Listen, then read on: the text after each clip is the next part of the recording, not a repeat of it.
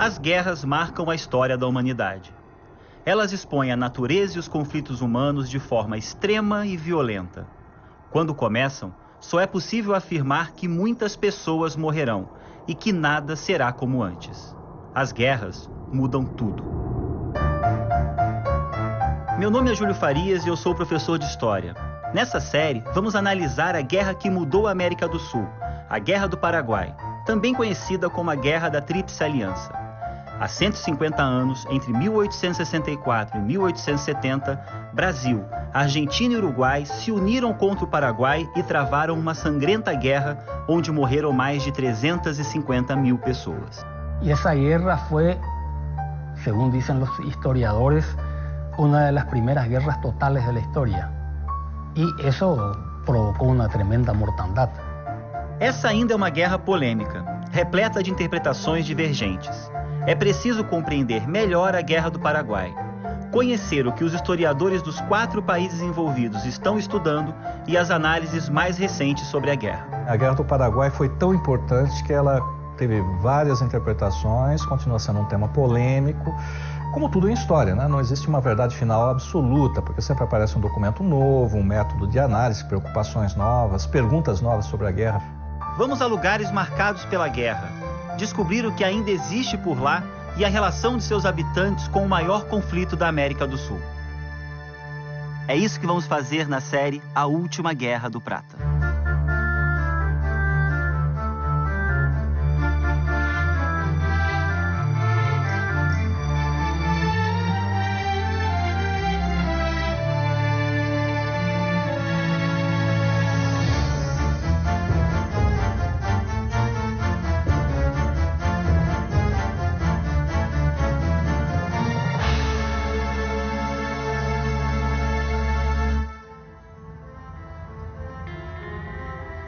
Rio da Prata, um dos personagens centrais da história da América do Sul.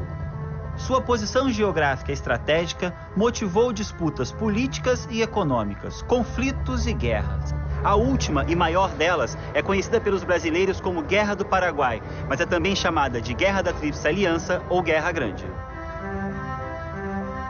Muitos estudos já foram realizados sobre essa guerra.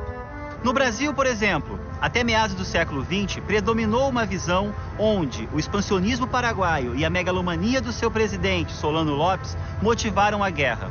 O nacionalismo da época exaltava heróis como o Duque de Caxias e o General Osório, que combateram o invasor.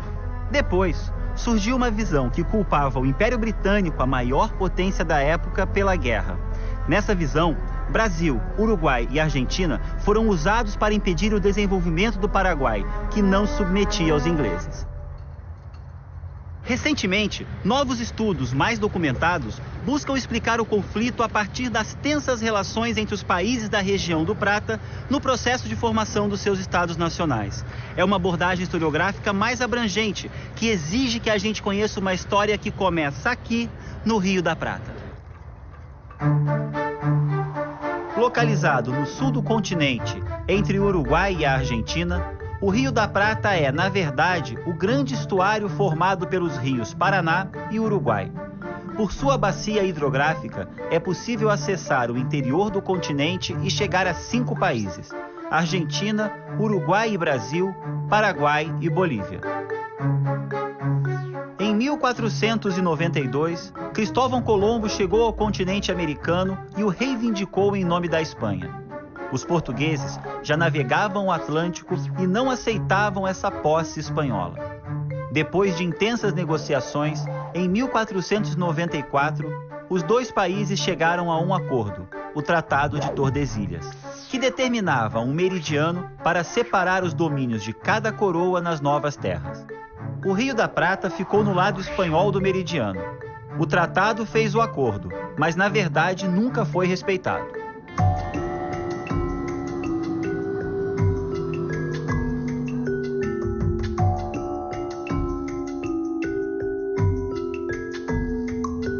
Em 1776, preocupada com as incursões portuguesas na região platina, a coroa espanhola cria o Vice-Reino do Prata. Buenos Aires torna-se sede política e econômica de uma região que ia da Patagônia ao sul ao Alto Peru no norte. a cidade se desenvolve rapidamente e o dinheiro trouxe muito poder. Aí, no início do século XIX, tudo mudou. Napoleão varreu a Europa e todo o sistema colonial espanhol desmoronou. O antigo vice-reino do Prata deu origem a 5 novos países independentes: Paraguai, Uruguai, Bolívia, Chile e as Províncias Unidas do Prata, futura Argentina, uma região em permanente conflito. O que eram as Províncias Unidas do Prata? O que era essa Argentina antes dessa unificação? Eran un grupo de provincias reunidas resultantes de la disgregación del Virreinato del Río de la Plata. A diferencia de lo que pasó en Brasil, en donde la independencia se da de una manera en relación al Río de la Plata mucho más pacífica y con una continuidad institucional y cierta centralización, todo, digamos, matizado. Lo estoy haciendo en comparación al Río de la Plata, no porque en Brasil no hubiera conflictos. Lo que pasa en el Río de la Plata es que se ve, digamos, la proliferación de autonomías provinciales muy diversas. En realidad son pequeñas soberanías provinciales que no responden a un poder centralizado. Nesse processo político argentino anterior à guerra, quem são os unitários, quem são os federalistas? Son dos tendencias que se empiezan a desarrollar durante la década de la Revolución, 1810-1820. Los unitarios son los que de alguna manera, para decirlo generalizadamente, van a defender la primacía de Buenos Aires por sobre el resto de las provincias, un gobierno centralizado, y los federales son los que van a defender la autonomía de las provincias. Eso es en un principio. Lo que pasa es que después la historia se complejiza bastante, porque no solo van a responder a esos principios, sino que después muchas veces va a haber disputas dentro de los mismos unitarios o dentro de los mismos federales, y muchas veces van a compartir algunas ideas, pero digamos, idealmente es esa la diferencia. Chegou a existir conflitos armados entre unitarios y federalistas? Sí, es lo que caracteriza prácticamente la primera mitad del siglo XIX o el periodo de la post-independencia. Em 1835, o caudilho federalista Juan Manuel de Rosas assume o governo em Buenos Aires e implanta uma ditadura que assombra os países vizinhos. Existia, por parte da Confederação Argentina ou dos unitários, a ideia de reunir novamente o vice-reino do Prata, o antigo vice-reino do Prata, sob uma só bandeira? Sí, existía. Pero, digamos, creo que la distancia entre alguna idea y que eso se concrete en un proyecto efectivamente político, me parece que no era tan probable. Digamos, me parece que había más un temor externo, a una paranoia a lo que Rosas podía llegar a ser. Me parece más un miedo que un peligro real. Sí. Brasileiros e argentinos herdaram a rivalidade de Portugal e Espanha na região platina. O objetivo do Brasil era impedir o domínio de Buenos Aires sobre a Bacia do Prata. Manter os rios abertos à navegação era a garantia de acesso ao oeste do Rio Grande do Sul, Paraná e Santa Catarina. Era também a maneira mais rápida para chegar ao isolado território do Mato Grosso, praticamente inalcançável por terra.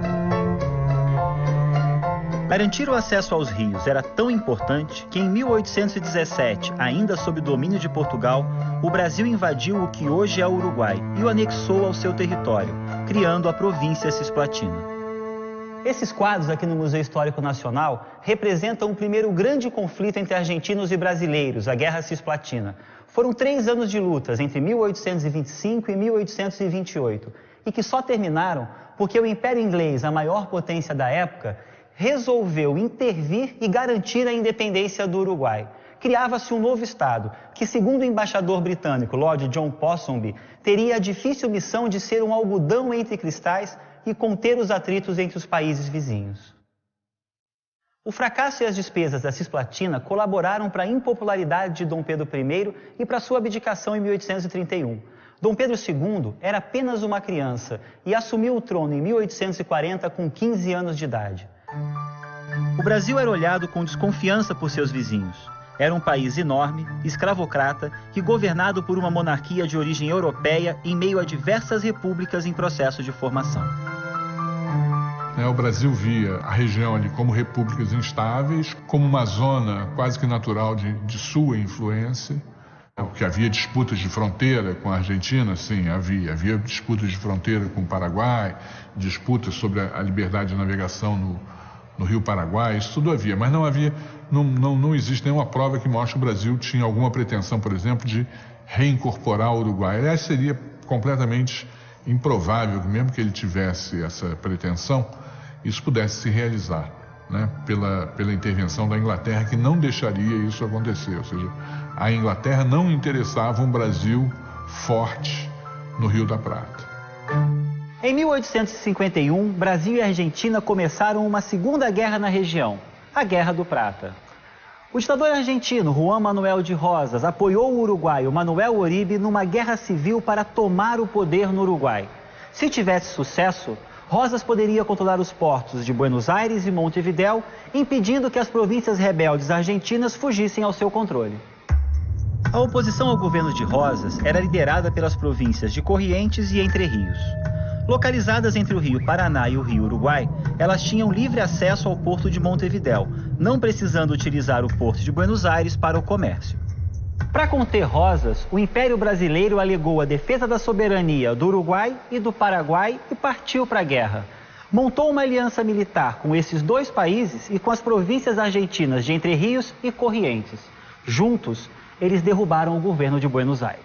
Mas apesar da queda de Rosas, as divergências internas argentinas eram tão grandes que se formaram duas unidades políticas no território, o Estado de Buenos Aires e a Confederação Argentina, formada por 13 províncias e presidida pelo caudilho de Entre Rios, Justo José de Urquiza, que lutou ao lado dos brasileiros. Quando o Rosas é derrotado, não existe no Rio da Prata mais um poder político-militar que possa fazer sombra aos interesses do Império ou que possa ameaçar o Rio Grande do Sul.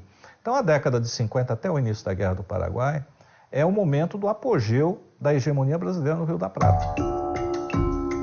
A Argentina só foi unificada quando Bartolomeu Mitre, líder unitarista, derrotou os exércitos confederados de Justo José de Urquiza na Guerra Civil de 1861. A República Argentina passou a ter uma única Constituição e Bartolomeu Mitre foi eleito presidente do país em 1862. Mais ao norte, na Bacia do Prata, está o Paraguai, país que tem o nome do rio que corta seu território. De onde são as pessoas que atravessam esse rio todos os dias? Vienen de Pilar, vienen las campañas, vienen del interior de Pilar, pasan acá, van al médico. Então, paraguaios são argentinos? Sí, venimos a llevar un poco de mercadería, así como la frontera, igual que Foz do Iguazú, Ciudad del Este. Sim, sim. Esses rebocadores vêm de onde vêm? De Buenos Aires. Vêm de Buenos Aires.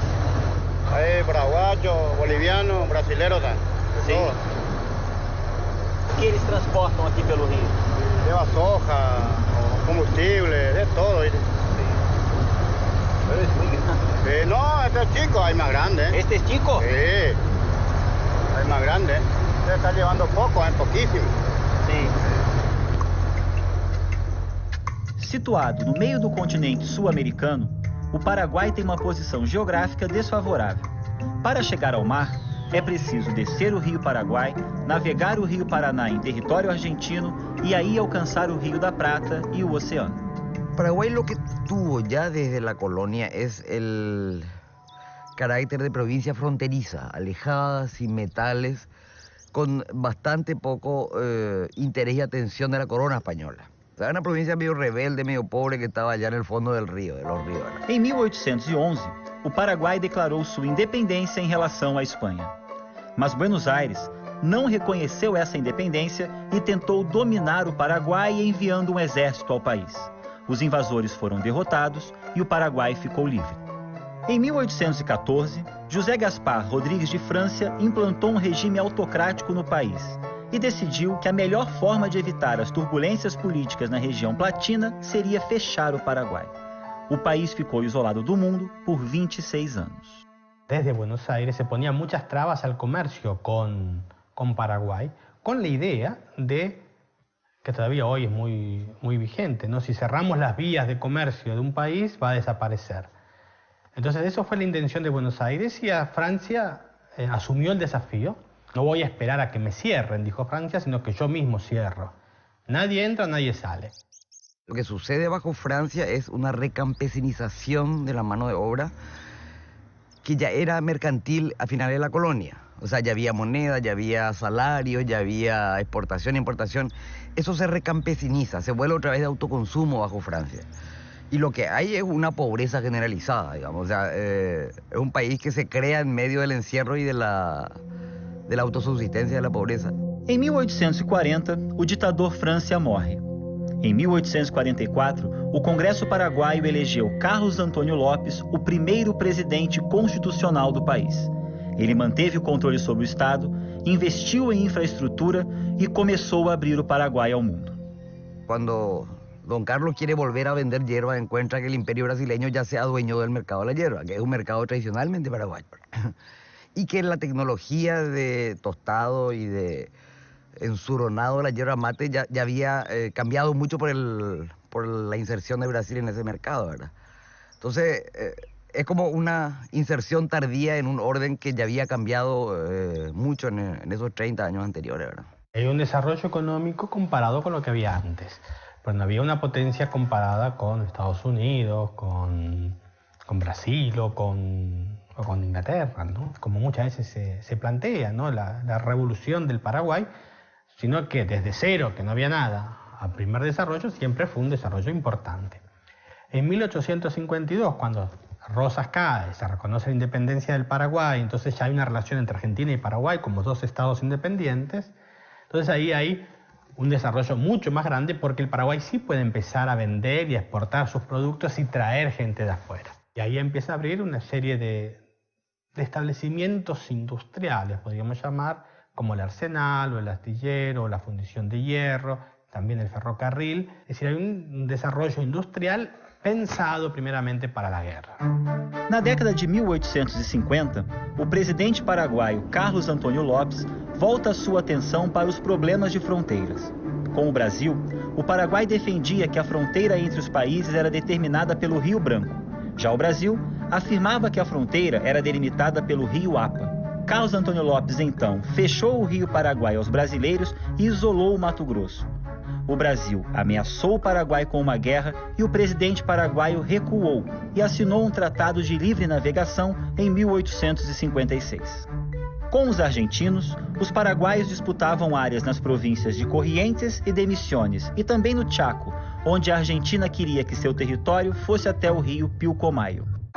Em 1862, morre o presidente paraguaio Carlos Antônio Lopes. Seu filho, Francisco Solano Lopes, torna-se presidente do país. O Paraguai tem muitas questões pendentes, mas não busque resolvê-las pela espada, mas sim pela caneta, principalmente com o Brasil. Carlos Antonio Lopez never left Paraguay. Only his son, Francisco Solano Lopez, had been to Europe. And when he went to Europe, he was thinking about the process of opening Paraguay. Looking at the example of Europe, that there was a balance of power in Europe that kept the peace and promoted economic progress. He thought that such a thing was present in Latin America too, in South America too. Now, I myself think that he was mistaken about this. I don't think there was a balance of power that he's referring to. If you take Uruguay and Argentina and Paraguay together, they do not equal the power of Brazil. They're smaller than Brazil in population, they're smaller in terms of the economy, they're smaller in terms of political influence. He thought that more Paraguayan influence would benefit the broader South Americans, it seems to me.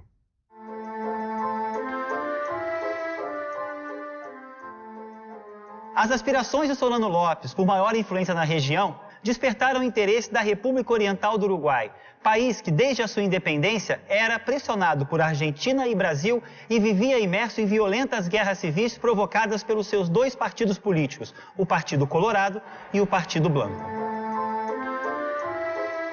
Em 1860, o Partido Blanco assumiu o governo uruguaio. O presidente Bernardo Berro buscou a proteção paraguaia e, em troca, ofereceu a saída para o mar que o Paraguai tanto precisava. O Uruguai, na primeira metade do século XIX, nesse momento anterior à guerra, como era a política uruguaia? Bastante complicada, porque con Uruguay nacen casi al mismo tiempo sus partidos políticos, Partido Blanco y Partido Colorado. Sí. El país nace con una guerra civil enorme y dura hasta 1851, con intervención de Francia, de Inglaterra, de los partidos políticos argentinos y en última instancia de Brasil. Como era essa relação entre os blancos uruguaios e o Paraguai nesse momento anterior à guerra? La relación de los blancos es con los partidos de la región, por una cosa que los alumnos de Uruguay, los más jóvenes, les cuesta entender. ¿Por qué se metían con nuestros partidos, te dicen? Y lo que los profesores de historia les decimos es, ¿y cómo nos van a meterse si hacía 10 años, 20, 30 atrás estaban juntos y eran una misma cosa? Desprenderse de la unidad del virreinato costó mucho. Entonces la unión de los partidos blanco y colorado con los partidos unitario y federal argentino fue una cosa muy natural. Los blancos se relacionaron con los federales argentinos y los colorados lo harán con los unitarios. ¿Qué podía hacer Paraguay? Paraguay buscaba una salida al mar, pero además de salir al mar quería hacerlo para marcar una presencia fuerte en la región que no había tenido por su antigua e histórica política de aislamiento. Entonces, con Rosas no se podía, con Mitre se va a poder muchísimo menos pensar en la salida contando con Buenos Aires. ¿El puerto alternativo cuál es? Montevideo. Y un Montevideo controlado por colorados, que están aliados históricamente con los unitarios, hace que naturalmente Paraguay apoye a quién? A los blancos. O Porto de Montevidéu era uma alternativa também para as exportações das províncias federalistas argentinas. Isso incomodava o presidente Bartolomeu Mitre, que apoiou secretamente Venâncio Flores, líder da oposição uruguaia, em uma nova guerra civil no país. E em 1863, o presidente uruguaio Bernardo Berro começou a ter problemas também com o Brasil. O governo Blanco não renovou um tratado de comércio e navegação e depois investiu contra os estancieiros gaúchos que possuíam terras no país. Aumentou os tributos do comércio na fronteira, proibiu o trabalho escravo em terras de brasileiros e se recusou a devolver escravos fugitivos. Os produtores gaúchos foram até o imperador cobrar medidas contra o governo uruguaio, que acusaram de promover violência e perseguição contra os brasileiros. E los criadores de ganado en la zona de Río Grande avanzaban sobre el territorio oriental, muy generoso en existencia de ganado, que alimentaba una industria saladeril riograndense importante. Claro, avanzaban como si estuvieran en territorio brasileño, pretendían sus reglas, pretendían sus leyes, pretendían sus beneficios. Era una fuerza económica que de alguna manera determinaba también al imperio brasileño a intervenir. Temendo um conflito com a problemática província do Rio Grande do Sul, o imperador enviou o conselheiro Antônio José Saraiva a Montevidéu para negociar um acordo. Para o conselheiro Saraiva, a solução do problema seria o fim da Guerra Civil Uruguaia e um governo de conciliação entre blancos e colorados. Negociar a paz com o Uruguai era complicado, entre outros motivos, porque muitos produtores brasileiros estavam lutando contra o governo uruguaio ao lado do líder colorado Venâncio Flores. O acordo de paz não foi possível. E em 1864, no dia 4 de agosto, o governo brasileiro emite um ultimato aos uruguaios, dando 6 dias de prazo para que todas as suas necessidades, todos os seus pedidos fossem atendidos. Caso contrário, iria acontecer que as forças do Exército Brasileiro, estacionadas na fronteira, receberão ordens para procederem às represálias sempre que forem violentados os súditos de Sua Majestade. Ou ainda, que também o almirante Barão de Tamandaré receberá instruções para, do mesmo modo, proteger com a força da esquadra os agentes consulares e aos cidadãos brasileiros ofendidos. A dureza desse ultimátum provocou uma reação igualmente dura dos uruguaios, que se recusaram a arquivar esse documento e romperam relações diplomáticas com o Império Brasileiro. E mais, O presidente Aguirre, do Partido Blanco, encaminhou uma cópia desse documento para o Paraguai de Solano Lopes, pois imaginava que era o elo que faltava para a aliança entre Paraguai e Uruguai. I think that the Blanco government were very happy to use Solano Lopez in this way. So instead of thinking it from the vantage point of Solano Lopez using the Uruguayan problem as a way to become more important regionally, it was that the Uruguayans were setting the things up for him to fall into line with that.